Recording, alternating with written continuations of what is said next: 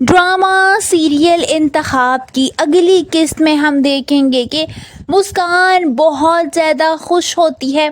वो अयान से कहती है कि हमें रैंप वॉक पर इस साल अपनी कलेक्शन यानी अपने ड्रेसेस दिखाने का मौका मिला है, जिस पर अयान हैरान होते हुए कहता है कि क्या मतलब।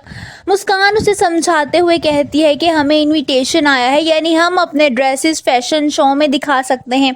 ये एक बहुत बड़ी कामयाबी होती है जिस पर अयान बहुत ज़्यादा खुश हो जाता है। वहीं हम देखेंगे कि मोहिनी अब ज़ारून से बहुत उखड़ी उखड़ी रहती है, क्योंकि वो जानती है कि ज़ारून अब कंगला हो चुका है। ज़ारून मोहिनी को समझाते हुए कहता है कि एक दफ़ा बिजनेस सेट होने दो और हालात बदलने दो, मैं तुम्हारे कदमों में प्यार और दौलत की बारिश कर दूंगा। मगर मोहिनी इस सब पर यकीन नहीं करती, उसे अब भी ज़ारून से चिढ़ होने लगती है। दूसरी तरफ हम देखेंगे कि नीलम परी और उसकी भाभी बैठकर जेवरात के बारे में बातें कर रही होती हैं जो उन्होंने खुद ही चुराए होते हैं। नीलम अपनी भाभी से कहती है कि तुम चालें ही ऐसी चलती हो कि तीर सीधा निशाने पर लगता है।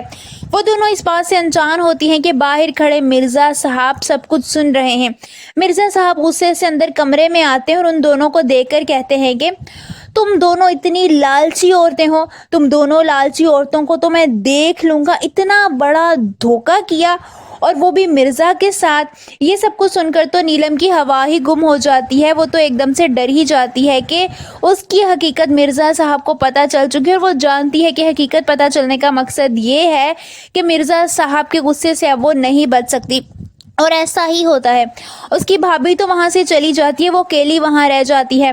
मिर्ज़ा साहब गुस्से से अलमारी की तरफ जाते हैं और अंदर से गन निकाल कर ले आते हैं। बेसाख्ता वो उसके सर पर गन तान लेते हैं। ये देखकर तो नीलम परी को अपने कदमों के नीचे से ज़मीन सिरकती हुई महसूस होती है। आप सबको क्या लगता है कि अब वाकई मिर्ज़ा साहब नीलम पर गोली चला देंगे? कमेंट्स में अपनी राय का इजहार ज़रूर कीजिए।